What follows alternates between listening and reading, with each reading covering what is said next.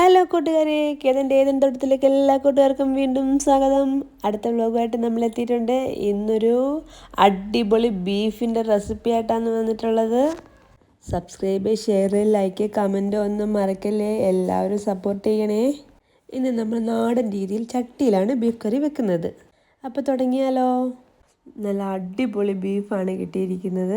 നമ്മുടെ പോത്തിറച്ചി എന്ന് പറയില്ലേ, അത് തന്നെയാണ് കിട്ടിയിരിക്കുന്നത്. അല്ലാതെ കാളയുടെ ഒന്നുമല്ല. അതിന് നമുക്ക് നന്നായിട്ട് കഴുകി വൃത്തിയാക്കി എടുക്കാം. നന്നായിട്ട് കഴുകണം, അതിൻ്റെ ബ്ലഡെല്ലാം പോകണം. ഇതിന് 4 തവണ കഴുകണം, 5 തവണ കഴുകണം, അങ്ങനൊന്നുമില്ല. നമുക്ക് എപ്പോഴാണോ ഇത് കഴുകി കഴിയുമ്പോൾ തൃപ്തി വരുന്നത് അത്രയും വെള്ളത്തിൽ കഴുകുക. ഞാൻ അങ്ങനെയാണ് കഴുകുന്നത്. ഇതിപ്പോൾ കഴുകി കഴിഞ്ഞ് മാറ്റിയതല്ല, കഴുകി ഞാൻ ഒരു പാത്രത്തിലോട്ടാക്കിയിട്ട് ഈ വെള്ളം കൊണ്ട് കളയാനായിട്ടാണ്. ഞാനൊരു 6-7 വെള്ളത്തിൽ കഴുകിയിട്ടുണ്ട്. കഴുകി നമ്മളൊരു കണ്ണരിപ്പയ്ക്കകത്ത് വെക്കണം. അതിൻ്റെ വെള്ളമെല്ലാം വാർന്നു പോകുമല്ലോ. അതിൻ്റെ ഒന്നും വീഡിയോ എടുത്തില്ലെന്നേ ഉള്ളൂ. അങ്ങനെ വെള്ളമൊക്കെ വാർന്ന ബീഫ് നമ്മൾ ചട്ടിയിലാക്കി വെച്ചിട്ടുണ്ട്. അതിലേക്ക് 1/2 ടീസ്പൂൺ മഞ്ഞൾപ്പൊടി, 1 ടേബിൾ സ്പൂൺ മുളക് പൊടി, ആവശ്യത്തിന് ഉപ്പ് ഇട്ട് നന്നായി ഞെരടി വെക്കണം. 15 മിനിറ്റെങ്കിലും നമ്മൾ മസാലയൊക്കെ പുരട്ടി വെച്ചിരിക്കണം. എന്നാലേ നമുക്കതിലേക്കൊന്ന് പിടിക്കണ്ടേ, ഈ മീറ്റിനുള്ളിലേക്ക് ഇച്ചിരിയെങ്കിലും ഉപ്പും ഒക്കെ പിടിക്കണ്ടേ. അതിനെ കുക്കറിലേക്ക് വാരി വെച്ചു. അത് നമ്മൾ വാരി വെക്കാൻ കാരണം എന്ന് പറഞ്ഞാൽ വെള്ളം വല്ലതും ഉണ്ടെങ്കിൽ പോകാൻ വേണ്ടി. അതിലേക്ക് നമ്മൾ അരിഞ്ഞു വെച്ചിരിക്കുന്ന കുറച്ച് സവാളയും കൊച്ചുള്ളിയും എല്ലാം കൂടെ അതിലിട്ടിട്ടുണ്ട്. നമ്മൾ ഉപ്പ് നേരത്തെ പുരട്ടിയിട്ടുണ്ടായിരുന്നു. അത് നമ്മൾ കുക്കറിൽ വിസിലൊക്കെ വെച്ചു. ഗ്യാസ് ഓണാക്കി. അത് അവിടെ നിന്ന് വിസിൽ വരുമ്പോഴത്തേക്ക് ഒരു 3 വിസിൽ വരണമായിരുന്നു. ഇഞ്ചിയും വെളുത്തുള്ളിയൊക്കെ ചതയ്ക്കാം. ഒരു ചെറിയ കഷ്ണം ഇഞ്ചിയും ഒരു 5 അല്ലി വെളുത്തുള്ളിയാണ് എടുത്തിരിക്കുന്നത്. വലിയ വെളുത്തുള്ളി ആയതുകൊണ്ട് 5 എടുത്ത്, അല്ലെങ്കിൽ ഒരു 6-8 കഷ്ണം എടുക്കാം. അപ്പോഴേക്കും ചട്ടിയൊക്കെ ചൂടായിട്ടുണ്ട്. അതിലേക്ക് ഓയിൽ ഒഴിച്ചു, കടുകൊക്കെ ഇട്ടു. കടുക് ഇങ്ങനെ പൊട്ടാറായി വരുമ്പോഴത്തേക്കും നമുക്ക് 1 ടീസ്പൂൺ പെരുംജീരകം ഇട്ട് കൊടുക്കാം. എനിക്ക് കടുകിന് പൊട്ടിക്കുമ്പോൾ പെരുംജീരകം ഇടും. ഈ മസാലയായിട്ട് എന്ത് വെക്കുന്നോ ഞാൻ അതിനെല്ലാം അങ്ങനെ പെരുംജീരകം ഇടും. അങ്ങനെ കടുകും പെരുംജീരകവും പൊട്ടിയപ്പോഴേക്കും നമുക്ക് അരിഞ്ഞു വെച്ചിരിക്കുന്ന കൊച്ചുള്ളി, സവാള, പച്ചമുളക് ചേർത്ത് കൊടുക്കാം. മീഡിയം ടൈപ്പ് 4 സവാളയും 1 പിടി കൊച്ചുള്ളിയാണ് ഞാൻ എടുത്തിട്ടുള്ളത്. ഒരു 4 പച്ചമുളക്, എരി കുറവുള്ള പച്ചമുളക്, അതുകൊണ്ട് 4 എണ്ണം എടുത്തു. അങ്ങനെ അതിലേക്ക് ഉപ്പ് 1 ടീസ്പൂൺ ഉപ്പ് ഇട്ട് നമുക്ക് നന്നായി വാട്ടാം. ഉപ്പിട്ടാൽ ഉള്ളി എളുപ്പം വാടുമെന്നാണല്ലോ പറയുന്നത്. അങ്ങനെ പകുതിയോളം വാടി വരുമ്പോഴത്തേക്കും നമുക്ക് ഇഞ്ചി വെളുത്തുള്ളി ചതച്ചത് ചേർക്കാം. പേസ്റ്റ് ആക്കിയില്ല, ചതച്ചെടുത്തേത്. അതിലേക്ക് നമുക്ക് 1 തക്കാളി ചേർക്കാം. 1 തക്കാളി എന്ന് പറയുമ്പോൾ നമ്മുടെ ബേബി ടൊമാറ്റോ ഇല്ലേ, അത്രയുള്ള ഒരു ടൊമാറ്റോ ആയിരുന്നു. അത് ചേർത്ത്. ഒത്തിരി വേണ്ട, ബീഫിന് ചെറിയൊരു പുളി ഉണ്ടാവുമല്ലോ. തക്കാളി ഒന്ന് ഉടച്ച് വാടി വരുമ്പോഴത്തേക്കും നമുക്ക് കറിവേപ്പില ചേർത്ത് കൊടുക്കാം. എനിക്ക് കുറച്ച് കറിവേപ്പില ഉള്ളതുകൊണ്ട് കുറച്ച് ചേർത്തത്. എൻ്റെ കറിവേപ്പ് അങ്ങ് പോയി. ഇനി നമുക്ക് 1/2 ടീസ്പൂൺ മഞ്ഞൾപ്പൊടി ചേർക്കാം.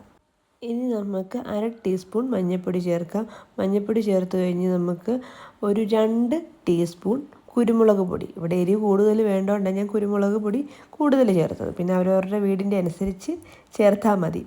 ഒരു 2 ടേബിൾ സ്പൂൺ കാശ്മീരി ചില്ലി പൗഡറാണ് ഞങ്ങളിവിടെ ഉപയോഗിക്കുന്നത്. ഞങ്ങളല്ലാത്ത മുളക് പൊടി വാങ്ങാറില്ല. അതിട്ട് നന്നായി ഇളക്കി കൊടുക്കണം. എണ്ണയ്ക്കകത്ത് കിടന്നൊരു മെറൂൺ കളറാവണം. ഞങ്ങൾക്കിവിടെ എന്ത് കറി വെച്ചാലും, മുളകിട്ട് കറി വെച്ചാലും നല്ല മെറൂൺ കളറായിരിക്കണം.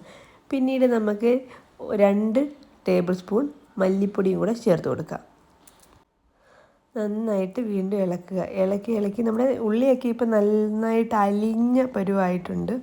അതിലേക്ക് നമ്മുടെ ബീഫിന് ഒഴിച്ചു കൊടുക്കാം.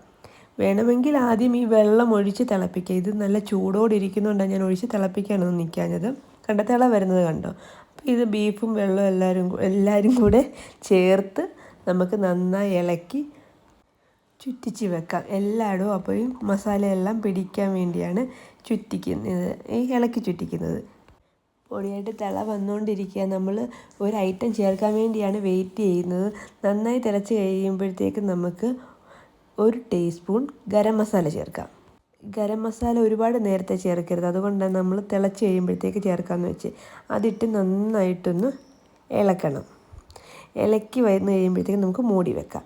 ഇനി ഒരു 15 മിനിറ്റ് ലോ ഫ്ലെയിമിൽ നമ്മൾ വേവിക്കാൻ വെക്കണം.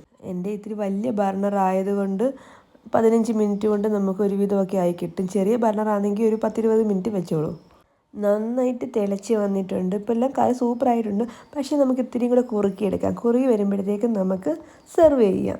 എന്തിൻ്റെ കൂടെ വേണമെങ്കിലും ഇത് കഴിക്കാം.